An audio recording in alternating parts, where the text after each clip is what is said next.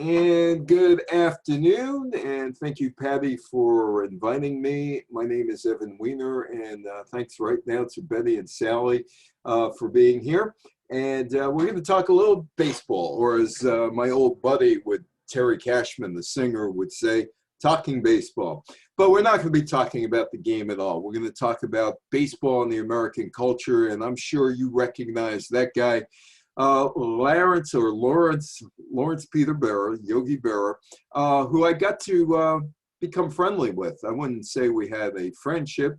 We were a little more than acquaintances, and I used to speak at his museum when he was alive 2-3 times a year, and he'd come and he'd watch me give my talk, and then afterwards he'd pat me on the back, say, "Good job, kid. You want some tuna fish now?" Because he had food back there in the office, and he always offered me some food. So Yogi Berra, of course, was a central part of the television generation in the 1950s, whether he was playing baseball or doing commercials on TV. Baseball has been ingrained in the American culture, so probably 150 years. In fact, Andrew Johnson, who came into office after Abraham Lincoln was assassinated, thought that he could kind of heal the country by having baseball players at the White House and using baseball as a commonality between the North and the South following the Civil War to get the country back together. In 1954, there was a French philosopher by the name of Jacques Barzun, and he noted, "Whoever wants to know the heart and mind of baseball had better learn," or let's start that again. In 1954, Jacques Barzun noted, "Whoever wants to know the heart and mind of America had better learn baseball." And he suggested, well, don't watch Major League games, go out to watch a Little League game, although Little League really wasn't in existence then. Go watch kids on the sandlot play baseball, and you'll learn a lot about America. There's Casey at the Bat. Casey at the Bat was a big part of baseball in the culture. This is a slide from a Walt Disney cartoon in 1946 when Jerry Colonna voiced the cartoon Casey at the Bat. Casey at the Bat was something I had to deal with when I was in 4th grade at PS 151 when Miss Alexander was my teacher. Miss Alexander was your typical spinster teacher. Now that I look back at it, she was in her 60s, although at that point we thought she was about 142 years old. And she wore a white blouse every day with a blue skirt, and she had a tissue up here in her arm, so in case she had to blow her nose, she could just pull it out. She was very prim, and she was very proper. And so Miss Alexander was my 4th grade teacher. This is in Woodside, Queens. And she gives us Casey at the Bat. Casey at the Bat to analyze. And we have to read the poem, Casey at the Bat. And I'm trying to figure out what's the big deal about Casey at the Bat. But it was assigned to me and other people. I was in 4th grade back in 1964 and 1965. It was written by a guy by the name of Ernest Thayer.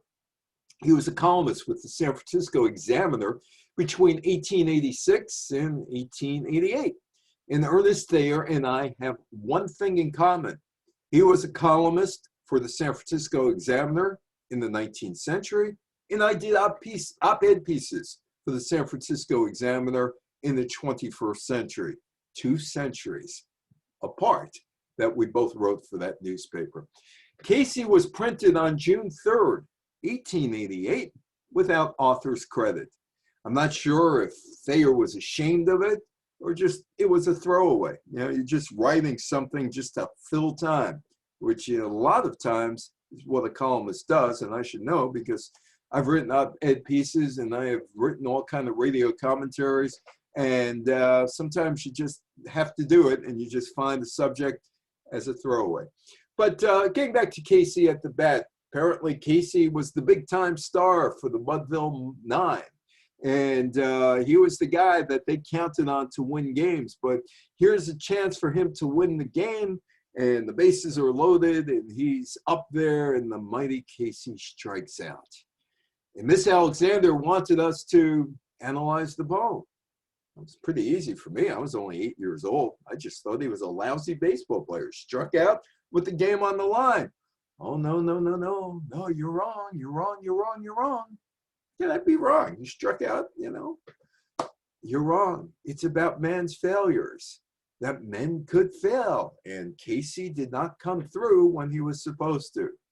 And he was a lousy player. Who was Casey? We don't know.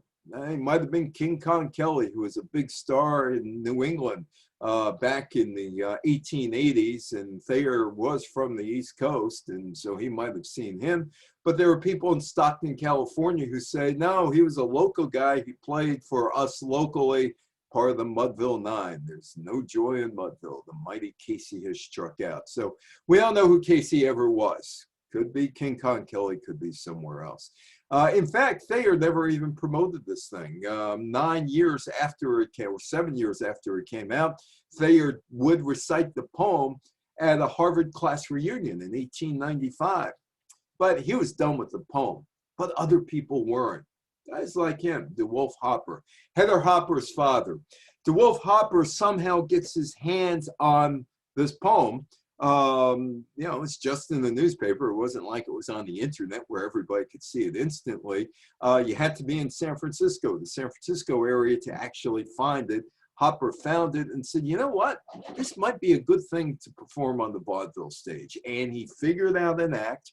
And on August 14th, 1888, about 10 weeks after it was in the San Francisco Examiner, DeWolf Hopper performs it for the first time on stage.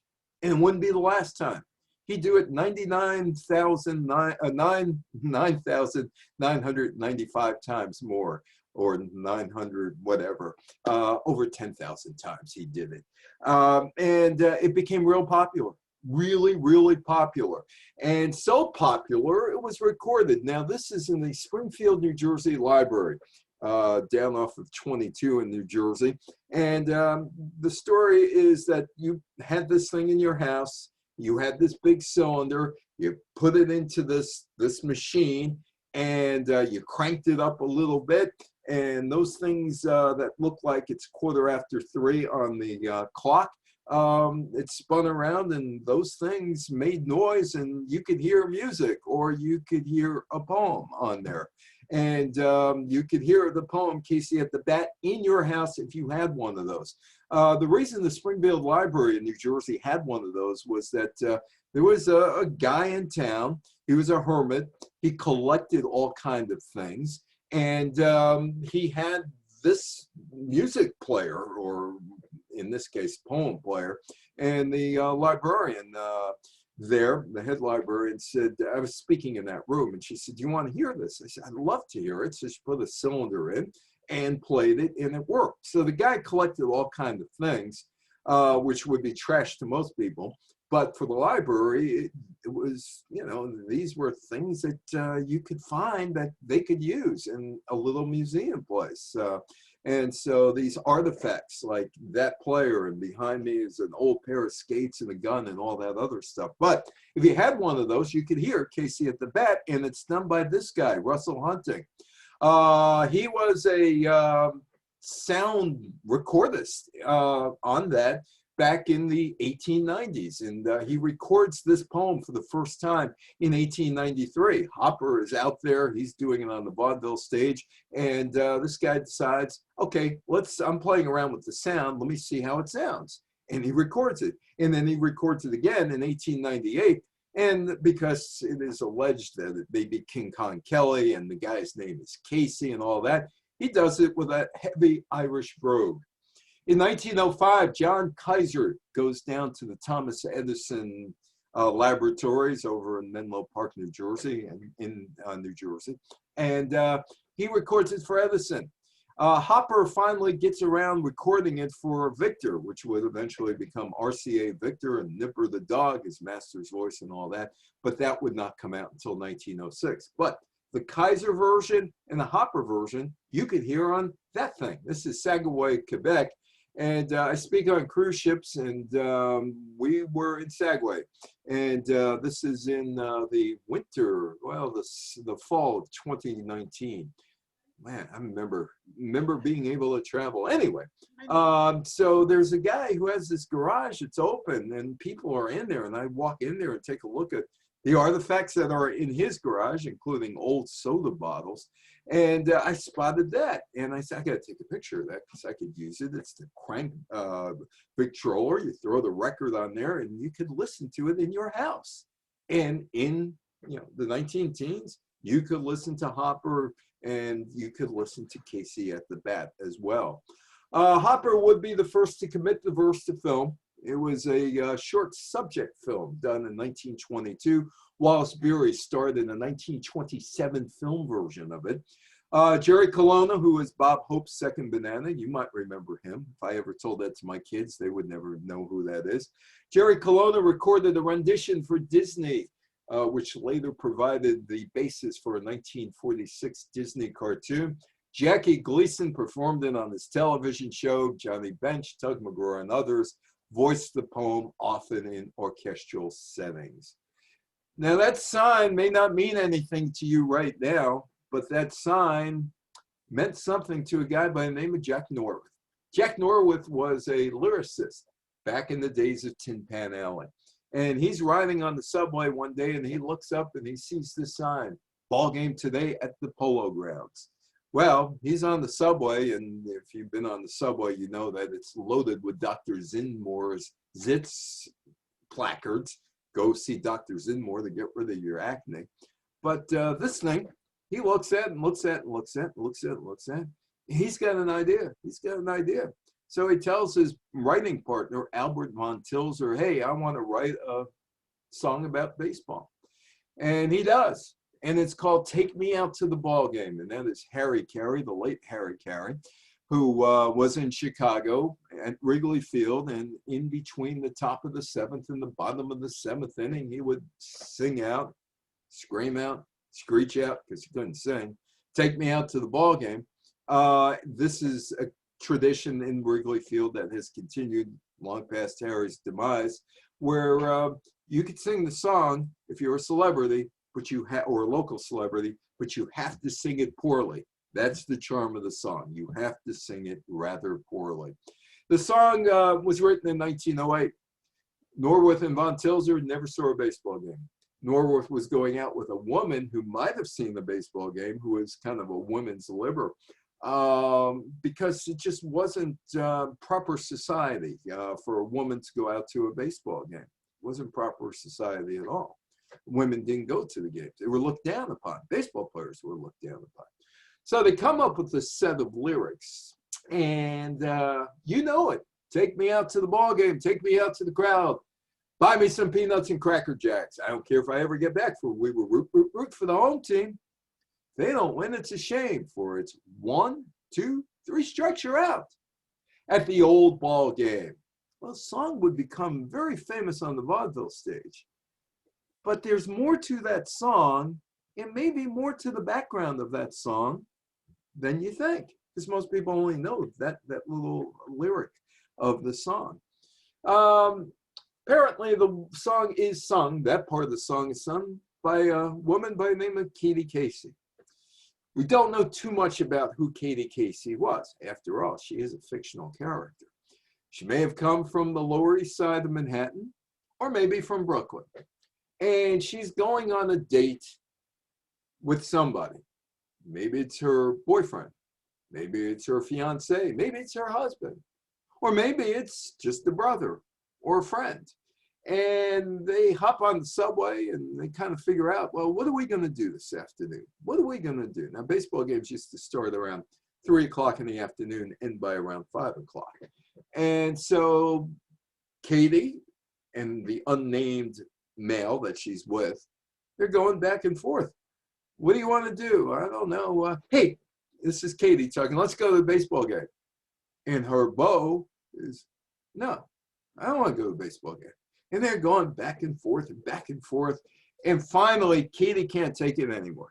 Katie can't take it anymore. And she yells, take me out to the ball game. Take me out to the crowd. Buy me some peanuts and Cracker Jacks. I don't care if I ever get back, for we will root for the home team. They don't win, it's a shame, for it's 1, 2, 3 strikes, you're out. at the old ball game. We don't know if Katie and her friend ever went to the baseball game, but we do know this. She had the baseball fever, and she had it bad. She had it bad at a time where women just did not go to baseball games. The third stanza concerns Katie and how much of a baseball fan she is. And apparently she is a huge baseball fan because she knows all the players by heart.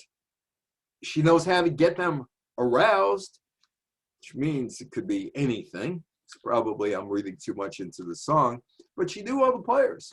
And the players didn't have names and numbers on their back, and she knew how to get them going with an old cheer and all.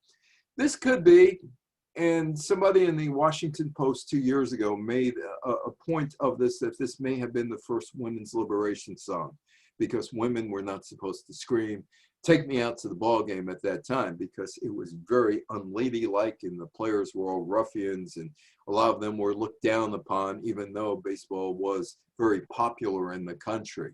Norwith's wife, Nora Bayes, popularized that song, which, "Take Me Out to the Ball Game," written in 1908, is the only song in non-COVID times that is sung virtually every day from late February until November by people at baseball games. And it's sung by a lot of people at baseball games.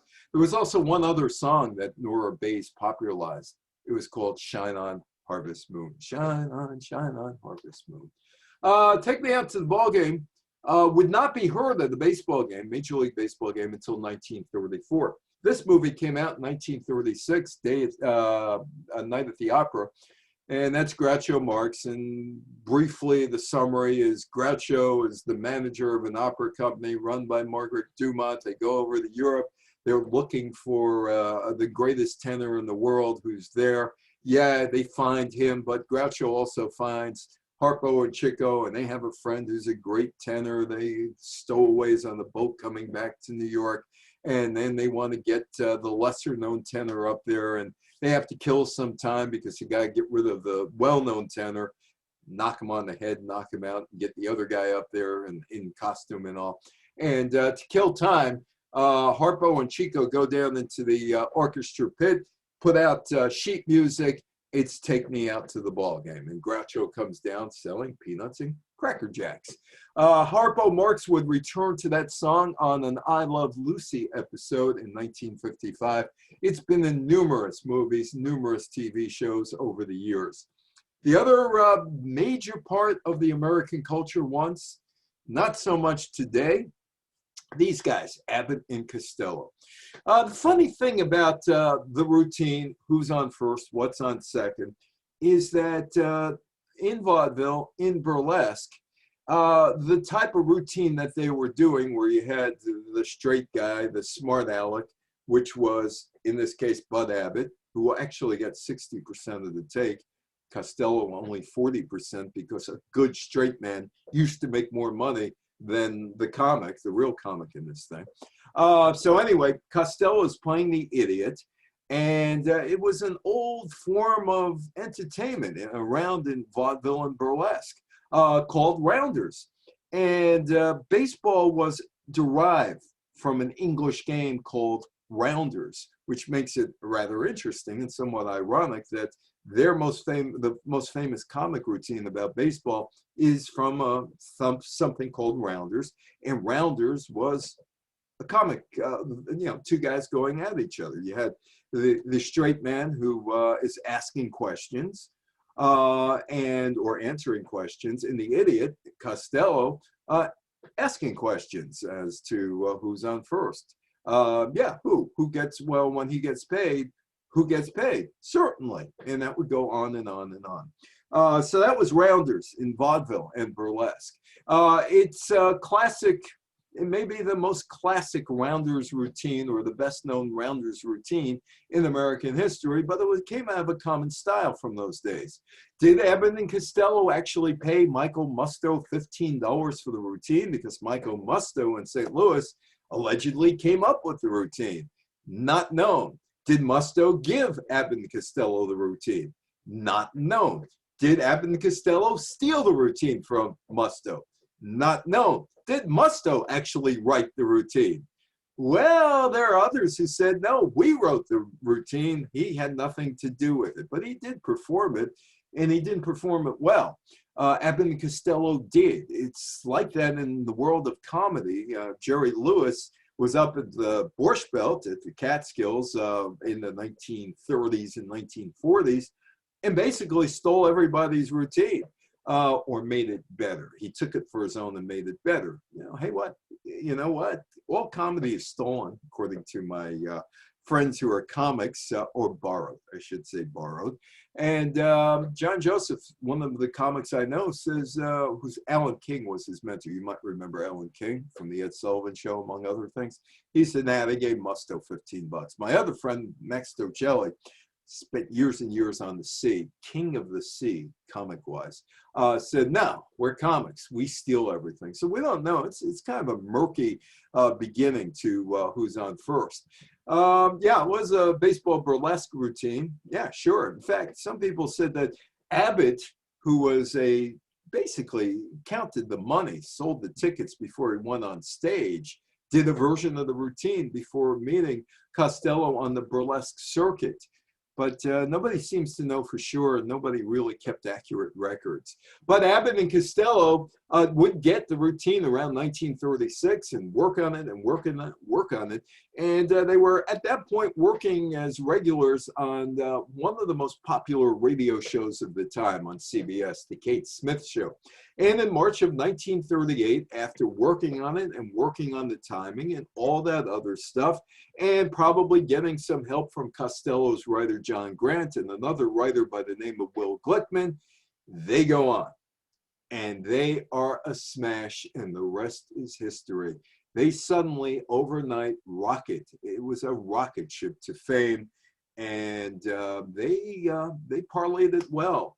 They performed it at the White House for Franklin Roosevelt and Harry Truman and for Dwight Eisenhower. They performed it in the movies. They performed it on radio and on TV. And around 1956, Abbott and Costello were quote unquote enshrined in baseball's Hall of Fame, first outsiders in baseball's Hall of Fame for the routine. And if you go up to Cooperstown, the Baseball Hall of Fame, there's a constant loop that goes round and round and round and round and round and round of them doing the routine. They could do the routine in a minute. They could do the routine in 10 minutes. And it was perfect. And it made their careers. A number of years ago, probably about 15 years ago, the Los Angeles Dodgers announcer, Vin Scully, is looking at his monitor, the TV screen in front of him, and he sees this picture. It is a guy from South Korea by the name of Who. And Vin Scully looks at the picture and says, now we know the answer to the eternal baseball question of who's on first. Ladies and gentlemen, there is Who, South Korean player. By the way, there was also a Watt. It's who's on first, Watt on second. Well, Watt did play baseball with the Washington Senators Nationals in the 1920s before this routine was born, but we do know that there was a Who and there was a Watt. I don't know if we'll ever find out if there was a third baseman by the name of I don't give a darn. A number of years ago, 3.5 years ago, I went up to Hyde Park, went to the Franklin Roosevelt Presidential Library. This is September of the year 2017. And I needed to talk to Franklin Roosevelt about a number of things because I do other talks. I do a talk on the 1936 Olympics. I do talk on television and, why did Franklin Roosevelt send the athletes to Germany and legitimize the Hitler regime in 1936? He was the first guy on TV in the United States, and I wanted to find out, hey, were you nervous about going on TV for the first time?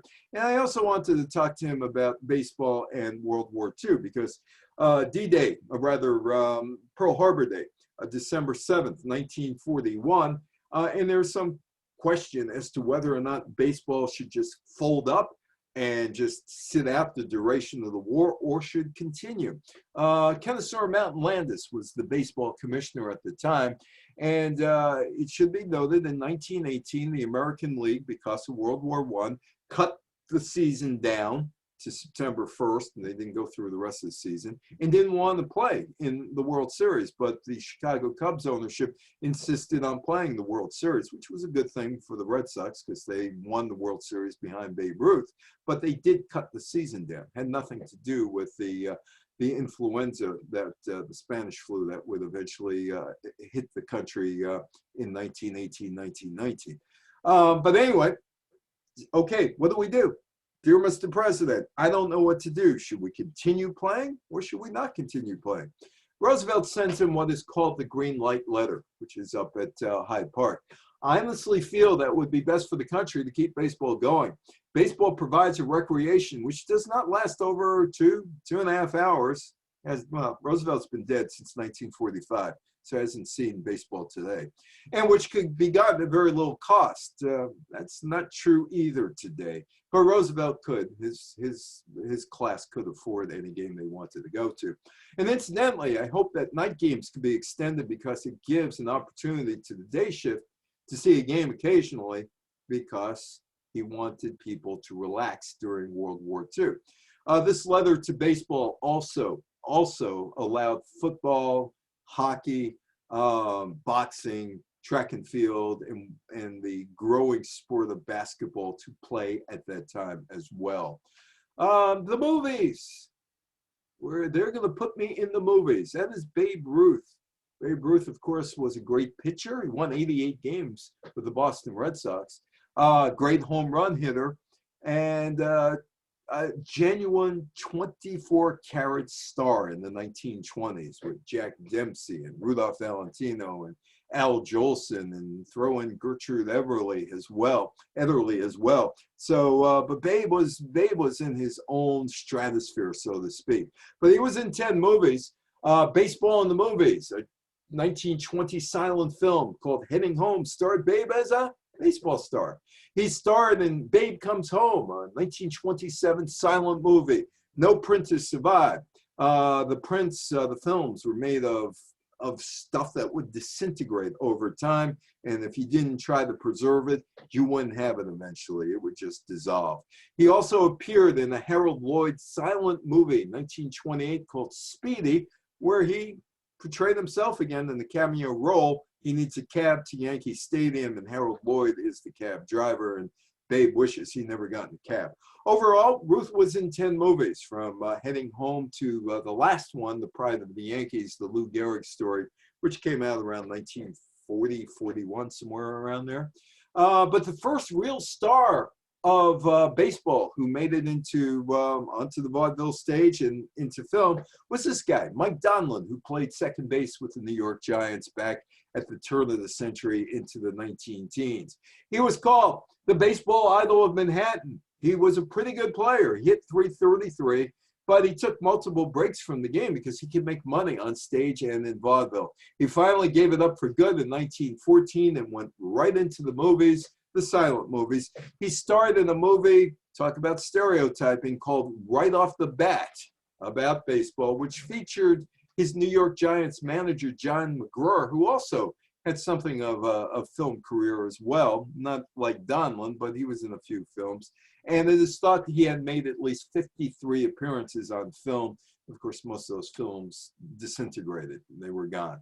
Lou Gehrig was in a movie. It was called Rawhide. It was an absolutely awful movie. It was a terrible movie, except for one thing.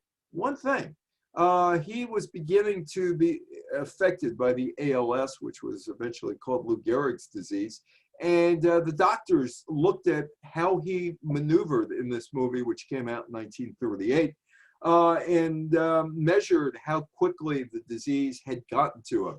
Lou Gehrig starred in the 1938 Western called Rawhide. The film opens with Gehrig announcing at Grand Central Terminal he's retiring from baseball. He's had it. He's, that's it. I can't take the pressure anymore. I'm leaving New York. Gehrig was born in New York. Gehrig played high school baseball in New York. He played college football and college baseball at Columbia. He played his career with New York. He was a total New Yorker. And yet, in this movie, he is going out to Montana because he and his sister, even though he was a married man at this point, but he and his sister bought some land in Montana. He's going out there, he's living the rat race, and he could, he'll go there and he'll relax in solitude. Well, like I said, there isn't much to the movie, but doctors were able to watch his movements, how he moved, how he walked, how he swung his hands, all of that other stuff, swinging his arms, and measure how quickly the disease had caught up to Lou Gehrig. So for medical purposes, it was a good movie. For box office purposes, it left a lot to be desired. One other thing, Gehrig, number 4 with the Yankees, and number 3, Babe Ruth. Babe Ruth also has a story that needs to be told. He was one of the first people in the United States ever to get chemotherapy because he had a form of throat cancer, and he smoked a lot, cigars, cigarettes, whatever. The chemotherapy, he was one of the first to get in the United States. It helped him briefly, and then that was the end of Babe Ruth. Another cartoon. Everything I learned in life, I think, came from Warner Brothers cartoons and Bugs Bunny.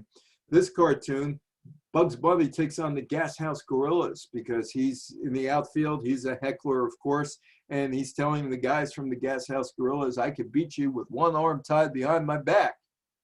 And the Gas House Gorillas, who are disposing of the Boston Teetotalers, say, all right, come bring it on. Bugs eventually would win the game. Some of the movies, that is A League of Their Own. It's Madonna jumping into the arms of Rosie O'Donnell, Gina Davis back there with the mask on, rather the chest protector on. This is a movie that also had Tom Hanks in it. Tom Hanks played a character based loosely on Jimmy Fox, the great home run hitter from the American League in the 1930s. After he retired, he was the manager of one of these teams. And the line in this movie, there's no crying in baseball. There was a professional women's league from roughly 1943 to 1952, mostly in the Midwest. The heyday was around 1944, 45, 46 for the women's team. And then it just stalled out. People weren't that interested in women's baseball at the time. There is the pride of the Yankees, the Lou Gehrig story with Gary Cooper playing Lou Gehrig in Babe Ruth's last movie.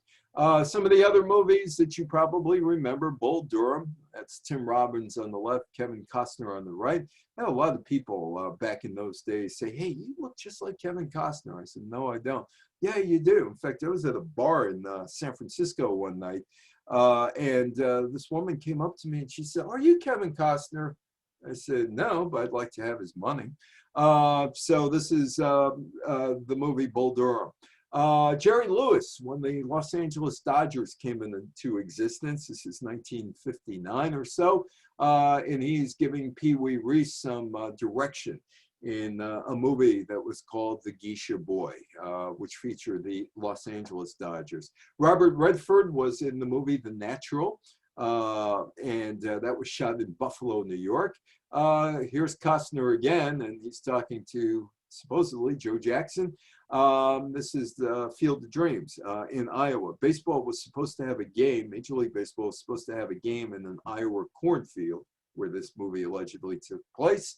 And that was postponed last year because of COVID. They're hoping to have one this year. There is the smartest guy in the world. Just ask him. Not Brad Pitt. That's Billy Bean. Billy Bean is being played by Brad Pitt in the movie Moneyball, and Billy Bean ran the Oakland A's and a really smart guy, and they have the movie Moneyball. And there's Walter Matthau and the Bad News Bears, and sponsored by Chico Bail Bonds. Walter Matthau, who never did anything bad on film.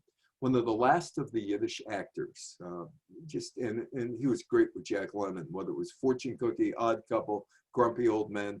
Well, they played the same character all the time. They were great. Major League, that was put out in 1989, 1990 with Charlie Sheen about Cleveland winning a championship. Also, well, that's me in Pittsburgh. A couple of years ago in Pittsburgh, leaning against what is left of Forbes Field in Pittsburgh. The Wall, which is in the middle of the University of Pittsburgh. That's where Forbes Field used to be. And the reason I put this in is that Bing Crosby was one of the owners of the Pittsburgh Pirates. And Bob Hope was one of the owners of the Cleveland Indians. They both buy into their teams in 1946. And Crosby suggested use Forbes Field in Pittsburgh for Angels in the outfield. Bill Veeck of the Cleveland Indians sold a small chunk of his team to Bob Hope in 1946. Hope was from Cleveland. He was born in England, moved to Cleveland when he was a child, and he grew up a fan of the team, and he jumped at the chance to own a small share of the team, and he outlasted Bill Veeck and some of the other owners and finally cashed in. Bing Crosby invested in the Pittsburgh Pirates the same year as Hope, 1946. So some of the movies that you probably did see or could have seen included Pride of the Yankees, Bull Durham, Major League, Angels in the Outfield, Fields of Dreams, The Geisha Boy, Bad News Bears, The Natural, Moneyball, and a whole host of other movies that I did not list. This is a Pulitzer Prize winning picture. And I happen to know the guy who took this picture in 1948. His name was Nat Fine. And I got to meet Nat Fine around 1979. Nat Fine was a photographer for the New York Journal-American. And I was talking to him one day. I was 23 years old when I was talking to him, so it was obviously a long, long time ago. And I said, how'd you end up with this picture? And he said, by luck. By luck, that's all. The Yankees' home dugout in Yankee Stadium was on the third base side those days, not the first base side the way it is today or at the old stadium. And Nat said that he was in the crowded clubhouse. Everybody's watching Babe get dressed, knowing that it's probably the last time he's ever going to be in uniform. He's dying from cancer at that point, could barely speak. But the old soldier, baseball soldier he was, he decides one more go at it. One more go at it. And so Babe's getting dressed. As you can see, photographers there. The photographers decided to leave the Yankee clubhouse. They went out there to get into position where you can see they're in position there. And that didn't go with them. Nat instead trailed Babe Ruth. And Nat gets up to the top of the dugout steps. And Babe is leaning on his bat. He's got the cap off. He can't put the cap over his heart. He can't do that because he is so sick. And he's trying to stand up on the bat. And that said, right place, right time. He was right in front of me. Snap it. And he wins a Pulitzer Prize for that. Unfortunately for Nat, when the Journal-American went out of business, that was the merger, the World Herald Tribune it became, his services weren't wanted by the new entity. And he ended up working for Orange and Rockland Utilities, taking pictures of utility poles and squirrels getting fried running on utility wires, which is really a shame because he went from that, taking pictures of presidents, to basically taking pictures of dead squirrels on the road.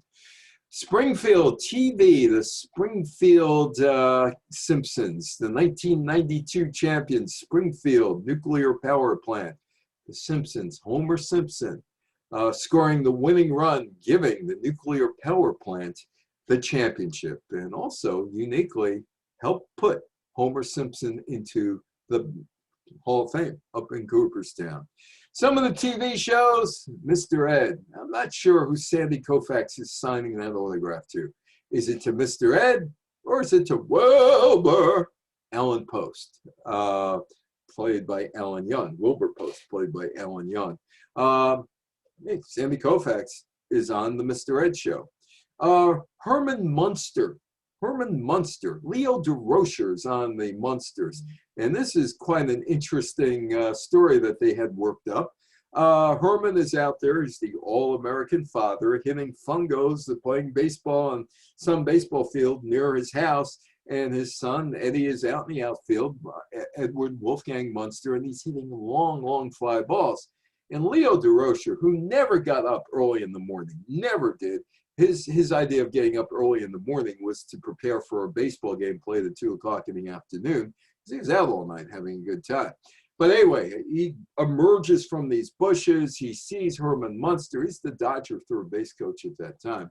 And he decides to give Herman Munster a contract because he's one of the best prospects he's ever seen. So Herman goes, works out for the Dodgers, as you can see. Apparently, the people who put together the production decided not to pay for the Dodgers logo, unlike Mr. Ed's people. And Herman's got, yeah, he's 7'6", weighs 540 pounds. He can hit the ball, but he's a liability when he runs. If he runs into anybody, it's a problem.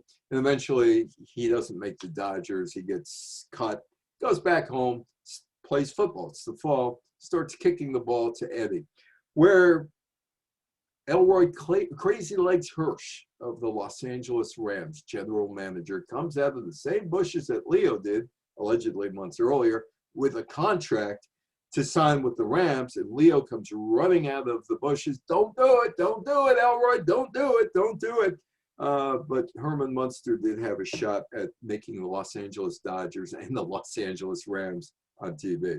Oh, there's Gilligan. And these are two headhunters who are going to shrink his head on Gilligan's Island. The guy to the left there is Jim Lefevre, who I got to know. The guy to the right is Al Ferrara. Al Ferrara once said he knew he made it as a Major League Baseball player, both of them with the Dodgers, when he had his picture on the baseball card. I also asked how come they didn't tell anybody there were castaways there. And Frenchie Lefevre, Jim Lefevre, said to me, wasn't in the script. Johnny Roseborough, just the facts, man. He is on Dragnet. Walter O'Malley, the Dodgers announcer, appeared with the Rifleman star from the 1950s and the former Brooklyn Dodgers first baseman Chuck Connors in an episode of Connors' new show, Brandon, in 1965. Willie Davis acted in the movie The Love Machine, Jerry Lewis's movie Which Way to the Front, and the TV show The Flying Nun. Roseborough appeared in Dragnet 1968, Brooks Law, Kraft Suspense Theater, Mr. Ed, and Experiment in Terror. Los Angeles Dodgers players were asked to be in TV shows. Now, when I am live, when I do this live, and there are a lot of men in the audience, I always ask the question, who are these two people?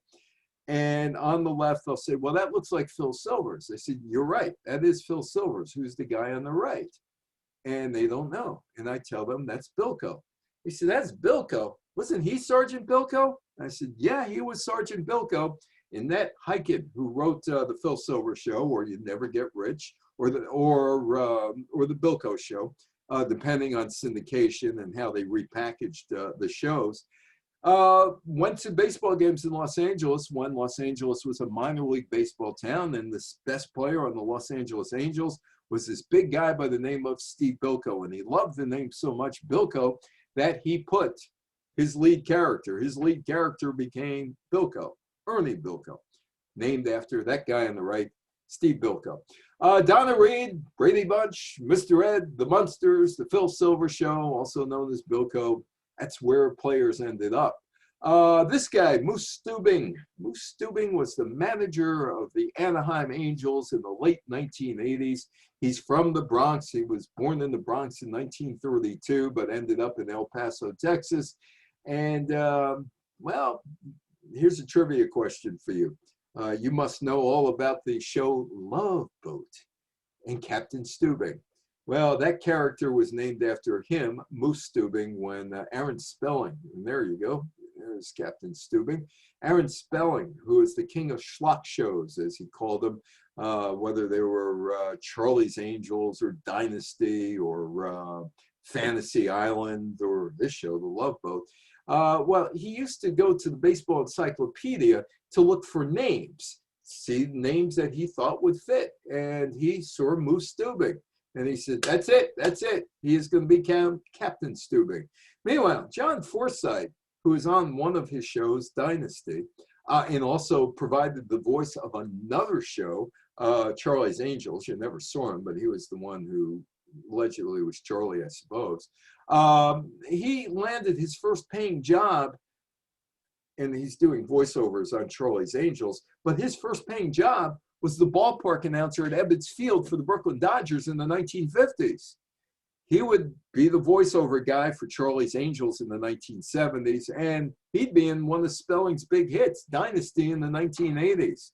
And there he is. He's come full circle with the Dodgers, first as the PA announcer and then playing in the Dodgers Hollywood Stars Night game. And he's there with Jack Lemmon, who played Felix Unger in The Odd Couple. And there's a baseball scene in The Odd Couple with Jack Lemmon and Walter Matthau in The Odd Couple. So there's John Forsythe and Jack Lemmon.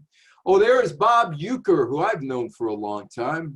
Bob Uecker, the comic who used to play baseball with the Milwaukee Braves and the St. Louis Cardinals and the Philadelphia Phillies. He was also on the TV show Mr. Belvedere. And Bob Uecker's career had ended in Atlanta, and he was working in the community service part of the team for the Braves. And he's banging around the Southeast trying to work on this comedy routine. He wants to become a stand-up comic. And the trombone player, Al Hurt, stumbles into a bar one night or a nightclub one night, and he sees Bob Uecker, and he gives Johnny Carson a call. And he says, Johnny, you got to get this guy on your show. He's the funniest guy I've ever seen. His name is Bob Uecker. Johnny, I've never heard of it. Yeah, Bob, take your word for it. I'll book him on the show. And he does. And Uecker does his stand-up routine. And if you were called over to the desk to sit next to Johnny, that's a big deal because you have made it as a comic if Johnny does that. Well, Bob Uecker is called over to the desk and takes a seat. Johnny has no idea who Bob Uecker is. He has no idea that Bob Uecker was a baseball player. And during the break, in Uecker staying on the couch or on the seat next to the couch during the break, Johnny turns to him. Is it true you're a baseball player? He says, I must. I have a baseball card. Broadway, whatever Lola wants, Lola gets. To play damn Yankees. So it's in the movies. It's in the movies. It's on TV, radio, Broadway as well. Whatever Lola wants, Lola gets. Damn Yankees on Broadway back in the 1950s. Joe Hardy is a player with Washington, and he sells his soul to the devil so that the Washington team would win. And the Yankees, back in those days, 1949, 50, 51, 52, 53, the Yankees won 5 straight championships. Nobody could beat the Yankees over that time. And so the playwrights came up with this idea that, well, Washington, which is not doing all that well, would win because one of their players sold his soul to the devil. So whatever Lola wants, Lola gets. Also, the big song in there, you gotta have heart. And the New York Mets, the amazing Mets from 1969, the World Series champion, they are on the Ed Sullivan Show. Ed Sullivan and some of my favorite people, Art Shamsky, who's still around, is there. He has got the 6-button jacket next to him. Ron Swoboda, who's still around, who is one of the original hippies. Speaking of hippies, Tug McGraw in the middle row, 4th from the right. Tom Seaver is the guy at the end of the right. And my cousin was Jerry Stiller. You might have remembered Jerry Stiller from Stiller and Mirror, the comedy team. And I do a talk on television where I really get into this about Jerry telling me about all the idiosyncrasies of Ed Sullivan going like that to see what time it was so the acts are moving because he's got commercials that he's got to fit in, and being a former ring announcer for the boxing Golden Gloves and how he presented himself on stage as that ring announcer still. All from Jerry Stiller, which is a great segue for me because I'm going to talk about the show that put Jerry Stiller on the map for young people, Seinfeld. And George Steinbrenner, the owner of the New York Yankees, was on Seinfeld. George Steinbrenner not only owned the New York Yankees, but he was also becoming a TV star. He was on Saturday Night Live as a host as well. He was bigger than life. So he's on the Seinfeld show. And he strikes up friendships with not Jerry, but with Larry David, who was doing most of the writing for the show. And that leads to another thing. George Steinbrenner suggests some script ideas to Larry David and some storylines suggested by George, including Missing George, Board meeting moved, different uniforms. Missing George, my cousin, Jerry Stiller, is right in the middle of that episode. And they were based on true life things that were going on in Steinbrenner's world, including an employee who in St. Petersburg, or in Tampa rather, where George owned American Shipbuilding, was hanging out with what George thought, or who George thought were bad guys, and he goes missing for the weekend. And George on Monday puts out an all points bulletin because he thinks this guy's messing around with the wrong people. George comes into work and he sees the guy's car and he calls up the Tampa police, wants an all points bulletin, this guy is missing and all that. Eventually the guy would show up to work saying, just went away for the weekend. Well, that turns into a script. And George Costanza on the show goes missing. And George Steinbrenner and his associate, they go up to George Costanza's house. He's living with his parents, Frank and Estelle. Frank, my cousin Jerry. And by the way, the acting that Jerry did on that show, that wasn't acting. That was my family. That's how my family operated, screaming and yelling at one another. But anyway, so George opens the door and he says, Mr. Costanza, we got some bad news. And he looks, he says, we think your son George is dead. And Jerry Stiller, playing Frank Costanza, says, you traded Jay Buhner for Ken Phelps? That was a great part of the show, that particular show. There were some others that I get into on my TV talk. A board meeting moved. Somebody brought food in nearby, cannolis or whatever, and George smelled it. Where'd you get that? Picked up the whole meeting and went to the place near Yankee Stadium. That became a TV show. Using polyester uniforms. George did that in Tampa, Florida with a minor league team. That turned into a show. So George Steinbrenner was involved with Jerry Seinfeld to the point where they actually tried him out on the show. You could go up to YouTube, it's up there, and you could see for yourself why it didn't work. It just didn't work because George thought, I don't know, maybe he's Olivier instead of being buffoon George Steinbrenner, which is what they wanted. Jerry Seinfeld talked about that. He said, we actually did a scene in the show. It was terrible. We couldn't use it. We cut him out. He wasn't funny. I don't remember exactly what went wrong with it, but it was quite an awkward situation. Equal time here for New York Mets fans, Keith Hernandez, Jerry and George Costanza, Jason Alexander. And George Costanza feels that Jerry is paying too much attention to Keith Hernandez, and he's supposed to be his best friend, and Jerry's hanging out with Keith Hernandez too much. In real life, Jerry and Keith Hernandez are now friends. They weren't before the show. Keith said, he's retired by now. Keith said when his agent, Scott Boras, asked him, you want to be on Seinfeld? He said, what's that? Boras explained, they fly him out first class, have him a nice hotel for a week and pay him $15,000. Keith said, okay, yeah, I know what Seinfeld is. Let's go. And he did. And he played himself. And they struck up a friendship after that. Now, I was going to eliminate this from my talk, except I watched Jeopardy, 37th season, show number 1, back in September. And I was thinking, nobody talks about Wally Pipp anymore, so I'm going to get it out. 95 years ago this happened. Nobody cares anymore. And yet, here it is, a Jeopardy answer. And the question is, who is Wally Pipp? And I said, if it's on Jeopardy, which is, by the way, the #1 syndicated television show in the United States, even with Ken Jennings as the host right now, although his stint is just about over. And I think Mike Richards is coming in next. But anyway, I said, if Jeopardy could use it, I certainly could use it. Wally Pipp. I heard a lot about that when I was a kid, but that was 55 years ago when I heard about Wally Pipp, and you don't want to be Wally Pipp. There is a myth that Wally Pipp lost his job to Lou Gehrig on June 2nd, 1925 because of a headache, and Lou Gehrig would not miss another game until 1939 when the ALS really caught up with him, and Wally Pipp was gone. The truth is, yeah, he might have had a headache because he got hit in the head a couple of days earlier and wasn't feeling well, but the Yankees also wanted to see Lou Gehrig at first base, and Wally Pipp never played again.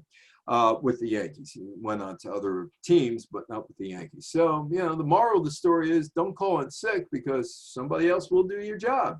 And if they do it better, well, you may never get the job back when you're healthy. Wally was the answer to a Jeopardy question season 37, show 1 last September. Cigarettes in baseball, big thing. Here's Babe Ruth. And if you look carefully, there's Babe there with a blindfold on, looking like he's about ready to be strapped into old Sparky at Sing Sing.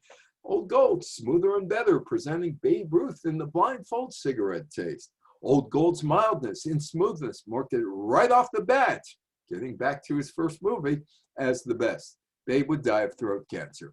Always buy Chesterfield, ABC, always buy Chesterfield. The Baseball Man cigarette. Bucky Harris, the manager of the Yankees, he smokes it. Bob Elliott, Boston Braves, he smokes it. Teddy Ballgame, Ted Williams. I don't know if he smokes it or not, but he's holding it. Stan the Man Musial. Well, it looks like somebody knocked out a tooth and just stuck a cigarette in there. Joe DiMaggio, Joltin' Joe DiMaggio. He smoked, but I doubt that he paid for it, because I doubt that he paid for anything from what I've heard. And Yul Blackwell, the Cincinnati Reds pitcher who doesn't have a cigarette. Oh, Yogi. Let's talk a little bit about my old pal Yogi. Joe Garagiola, who grew up with Yogi, and they knew each other from the time they were 2 until they both died at around the age of 89, 90, 91, said when Yogi used to step in it, he stepped in it and a gusher came out of money. Yoo-hoo, Yogi Berra, Mickey Mantle, Moose Gowan, one of my favorite interviews. Moose was great, especially his stories about Arthur Murray. And Elston Howard. They all drank Yoo-hoo, the drink of champions. Well, Yoo-hoo wasn't exactly the drink of champions. In fact, Yoo-hoo was having a lot of trouble getting into the supermarkets. Nobody wanted to distribute it, and there was the Oliveri family in New Jersey, and they happened to see Yogi Berra at a New Jersey country club in 1955, and they're thinking, what can we do to get our brand distributed and get it on the supermarket shelves? Well, they decided, let's see what Yogi thinks of it. I didn't think much of it. It was chocolate water. That's what it was. It wasn't my taste, chocolate water. But Yogi tasted the drink. The Oliveri say, well, what do you think? And Yogi gives it a thumbs up. And they said, how'd you like to join our board of directors? That's all it took. It was in the supermarkets almost immediately. And Yogi used to hang around the Oliveri's office when he had time. Yogi liked to hang around. That's where I got to know him, at the museum. One time I was in the office and the phone rang. No one else was around. I always answer a ringing phone, so I did. The woman who was calling asked if Yoo-hoo was hyphenated. I said, no, ma'am, it's not even carbonated. Yogi also sold Kraft Italian dressing. For me, it's got everything. Sure makes swell salads. Oh, I'm old enough to have had a car with a battery that I had to put water in the battery a couple times a year. It was I think it was a 1968 station wagon that I was driving in 1973. But anyway, Yogi Berra says, press the light. High-level battery needs water only 3 times a year, only 3 times a year. That was great. 3 times a year. You popped it open, hope the acid didn't splatter on you, and you put the water in the battery. And then he was selling Miller Lite beer. And he's also selling bicycles. This Christmas, ask mom and dad for a Shelby, the winner's bike. I like Shelby because it's the slickest, streamlined bike on the road. Yogi was selling everything, and he was on TV, Mapo, all kind of stuff, including in his declining years. He's in a commercial and he drives the duck crazy in the insurance commercial, Affect. And Joe, of course, his teammate was, or Yogi's teammate, of course, was Joe DiMaggio. And I could make a couple assumptions here that I think I'm right about. He didn't pay for the cigarette. He didn't pay for the drink. And he was not going to pay for any food. Joe DiMaggio and Marilyn Monroe, the jock and the blonde bombshell, get married. They elope January 14th, 1954. It's the story of the century in sports. Joe DiMaggio, Marilyn Monroe, married.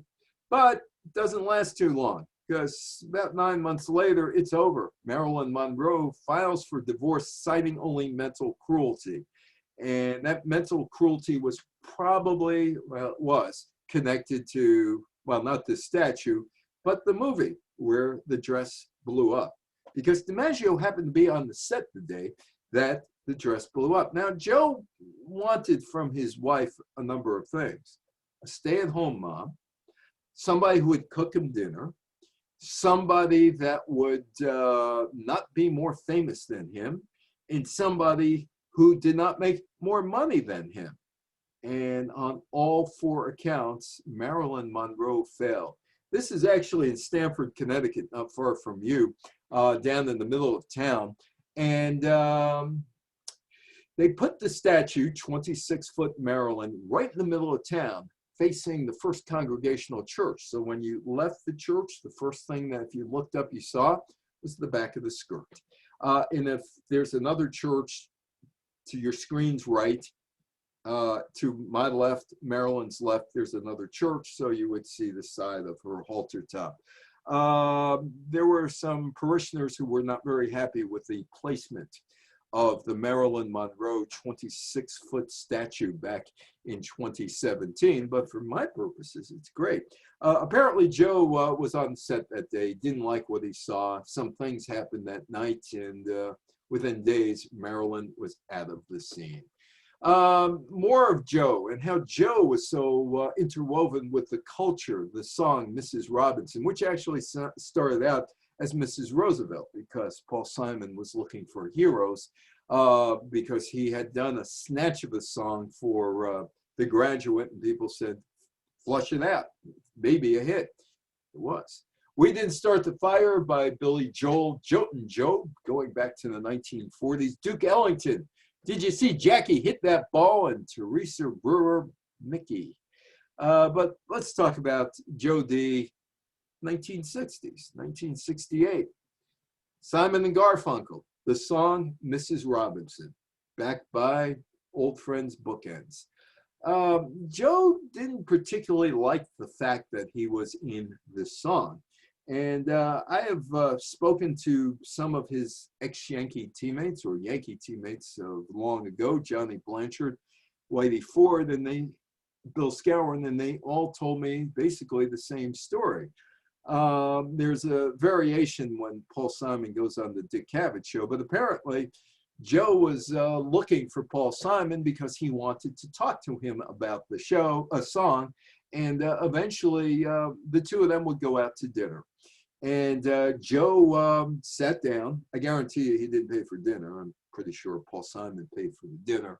He sits down and he starts talking to Paul. And Paul says to him, looks at him, hello, how are you? And Joe says, what do you mean, where have I gone? I'm here with you. I haven't gone anywhere. I'm here. I just made a commercial for the Bowery Savings Bank. You know, I'm doing this, I'm doing that. I haven't gone anywhere. I'm here. And Paul Simon said, well, you know, I'm doing the song. I was looking for heroes. You were my hero. But you left when I was 10 years old in 1951. And I never saw you again. And you know, I'm just wondering, where'd you go, Joe DiMaggio? Because to me, you were a genuine hero.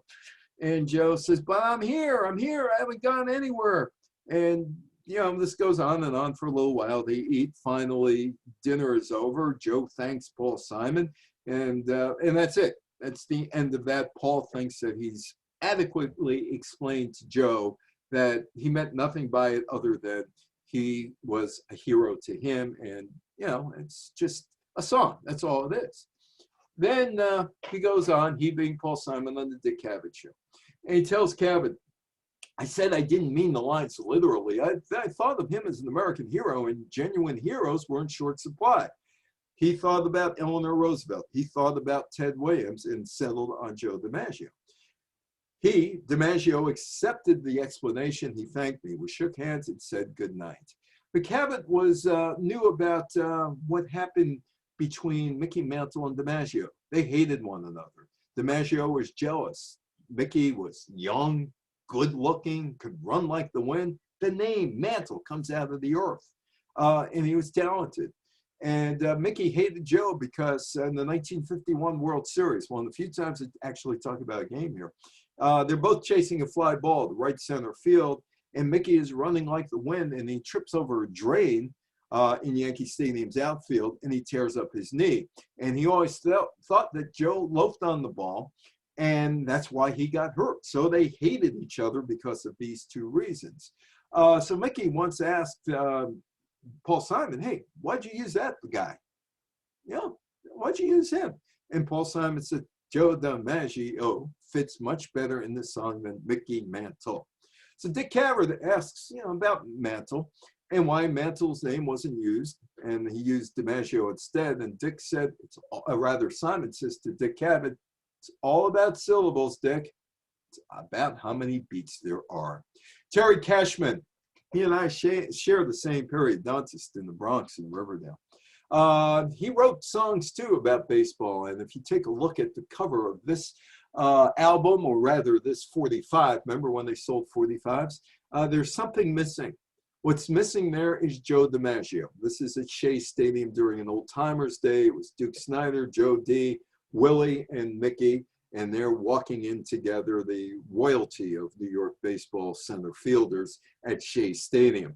But Joe is airbrushed out, and Terry writes the song in 1981, and Terry basically was confronted by DiMaggio. How come you're not in there? And Terry said, because they weren't your contemporaries. I was talking about the guys that I watched growing up, which Willie, Mickey, and the Duke. And Terry was 11, 12 years old at the time. And he said, you weren't in there. And DiMaggio agreed, yeah, you were right. I didn't belong in that song. Phil Rizzuto, the Yankees announcer, got a gold record. He's the only Baseball Hall of Famer with a gold record and in the Hall of Fame. From the 1978 recording, Paradise by the Dashboard Light, done by Meatloaf. And I know Meatloaf. He lives up here in Westchester, and I see him quite a bit. Rizzuto, they were looking for Rizzuto because they thought it would be great for the record, having him do play-by-play about this guy who is an aggressive baseball player, but he's really not an aggressive baseball player. He's at a drive-in movie trying to score a run, so to speak. The player's an aggressive base runner, nearly gets caught out a few times, and eventually tries to suicide squeeze on his way to home plate. Scooter took him about 100 takes. He wasn't being Phil Rizzuto. Something about those Yankee guys back then, like Steinbrenner and him, they must have thought they were Olivier or somebody of that nature. So he finally gets it after about 100 takes, and Scooter gets gold record. But he never knew that the song was about sex until his kids, who were going to college in Boston in the late 1970s, said, hey, Dad, it's about sex. Oh, that Huckleberry, he fooled me. Baseball cards, baseball cards, baseball cards. Baseball cards, a big part of my childhood, a big part of a lot of people's childhood. And, they were taken away from me by teachers. I never got them back. Left a scar in my psyche because the teachers took them.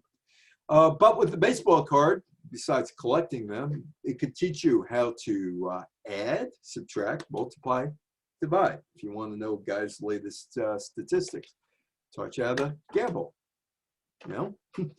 That's gambling.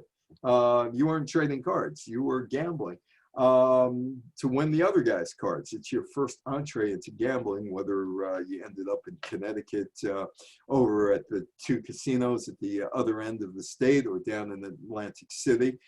Taught you how to be a shrewd trader. If you wanted to get somebody for your collection, you would trade 3 cards for 1 card. It could teach you about geography if you wanted to find out where a city was and get an atlas and all that. And it made great bicycle flaps because you get that noise as you put a clothespin in and the cards would whirl around and you get that great noise. There are no new songs, really. Not much new literature. Speaking of literature, it's time for another Yogi Berra story.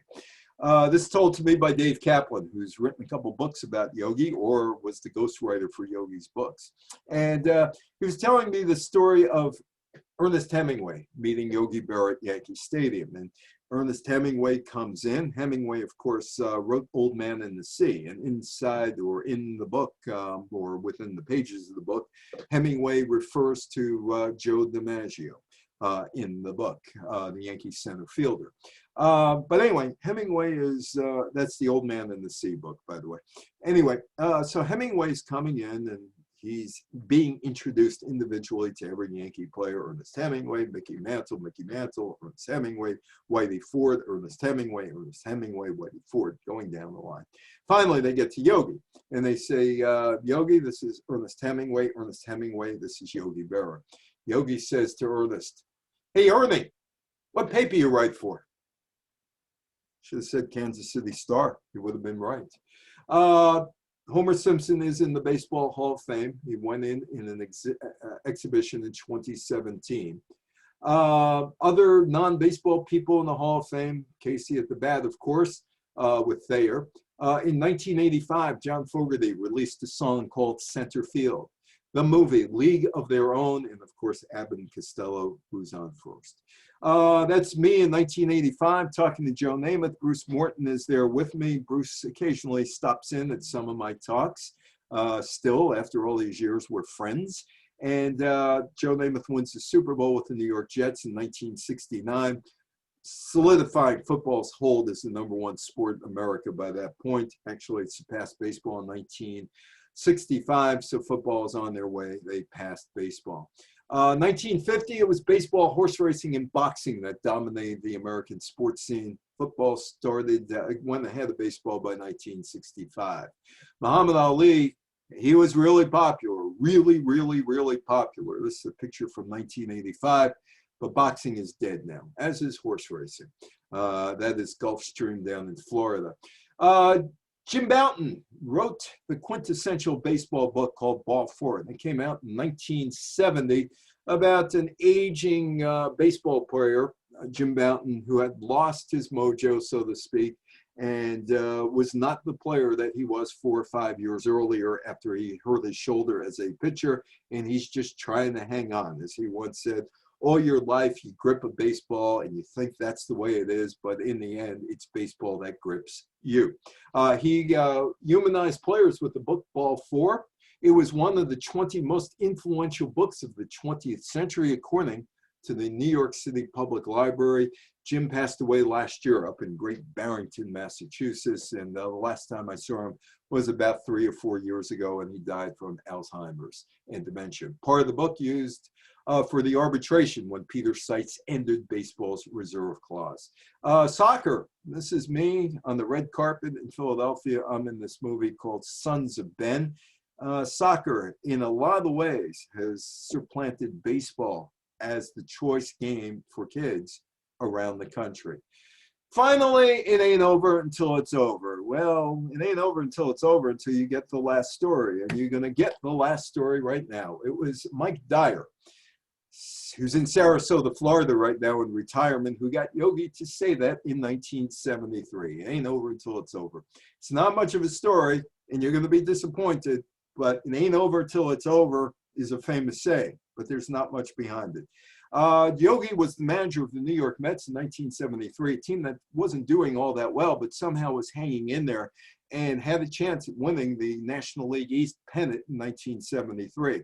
A lot of their players were injured. The team was losing a lot of the games, but the players were coming back, and the Mets began to win a number of games. But their margin of error was really not very big, and losing a game might mean it was over.